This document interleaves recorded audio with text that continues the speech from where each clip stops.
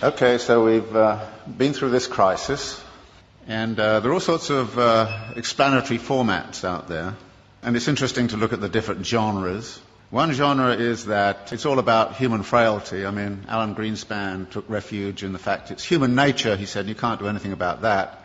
But there's a whole world of explanations that kind of say it's the predatory instincts, it's the instincts for mastery, it's the delusions of investors and the greed and all the rest of it. So there's a whole range of discussion of that. And of course, the more we learn about the daily practices on Wall Street, we kind of figure there's a great deal of truth in all of that. The second genre is that there's institutional failures. The regulators were asleep at the switch. The shadow banking system innovated outside of their purview, etc., etc., etc., and therefore the institutions have to be reconfigured, and it has to be a global effort by the G20, something of that kind. So we look at the institutional level and say that has failed and that has to be reconfigured. The third genre is to say everybody was obsessed with a false theory. They read too much Hayek and believed in the efficiency of markets, and it's time we actually got back to something like Keynes, or we took seriously Hyman Minsky's theory about the inherent instability of financial activities. The next genre is that it has cultural origins. Now, we don't hear that much in the United States, but if you were in Germany and France, many people there would kind of say this is an Anglo-Saxon disease. And it's nothing to do with us. I happened to be in Brazil when it was going on, and Lula was kind of saying, well, first off he was saying, oh, thank God the United States is being disciplined by the equivalent of the IMF. We've been through it 8 times in the last 25 years, and now it's their turn. Fantastic, said Lula, and all the Latin Americans I knew, until it hit them, which it does. And then they kind of changed their tune a little bit. So there's a kind of a way of which it became cultural. And you can see that, by the way, in which this whole Greek thing is being handled. The way the German press is saying, well, it's the Greek character, it's defects in the Greek character, and there's a lot of rather nasty stuff going on around that. But actually there are some cultural features which have led into it. For instance, the US fascination with home ownership, which is supposedly a deep cultural value. So 68% of US households are homeowners. It's only 22% in Switzerland. Of course, it's a cultural value in the United States that's been supported by the mortgage interest tax deduction, which is a huge subsidy. It's been promoted since the 1930s. Very explicitly in the 1930s, it was built up because the theory was that debt-encumbered homeowners don't go on strike.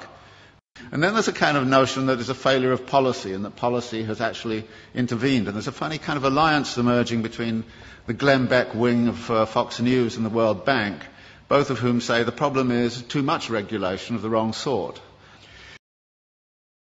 So there are all of these ways, and all of them have a certain truth. And skilled writers will take one or other of those perspectives and build a story and actually write a very plausible kind of story about this. And I thought to myself, well, what kind of plausible story can I write which is none of the above? Which is one of the things I always think to myself. And it's not hard to do, particularly if you're coming from a Marxist perspective, because, there aren't many people who try to do this analysis from a Marxist perspective. And I was really clued into this by this thing that happened at the London School of Economics about a year and a half ago, when Her Majesty the Queen asked the economists, how come you guys didn't see this thing coming? I mean, she didn't say it exactly that way, but, it's just the sentiment. And they got very upset, and then she actually called the Governor of the Bank of England and said, how come you didn't see it coming? And then the British Academy put forward got all together all of these economists, and they came up with this fabulous letter to Her Majesty. And it was it was absolutely astonishing. It said, well, many dedicated people, intelligent, smart, spent their lives working on aspects of this thing very, very seriously, but the one thing we missed was systemic risk. And you say, what? And then it went on to talk about a politics of denial and all the rest of it. So I thought, well, systemic risk, I can translate it into the Marxian thing. You're talking about the internal contradictions of capital accumulation.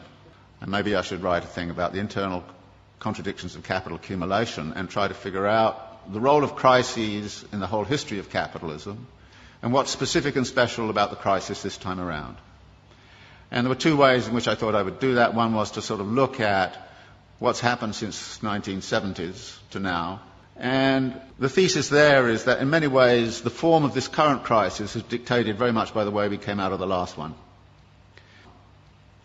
that the problem back in the 1970s was excessive power of labour in relationship to capital, that therefore the way out of the crisis last time was to discipline labour. And we know how that was done. It was done by offshoring, it was done by, Thatcher and Reagan, and it was done by neoliberal doctrine, it was done all kinds of different ways. But by 1985 or 86, the labour question had essentially been solved for capital. It had access to all of the world's labour supplies. Nobody in this particular instance has cited greedy unions as the root of the crisis. Nobody in this instance is saying it has anything to do with excessive power of labour. If anything, it's the excessive power of capital, and in particular the excessive power of finance capital, which is the root of the problem.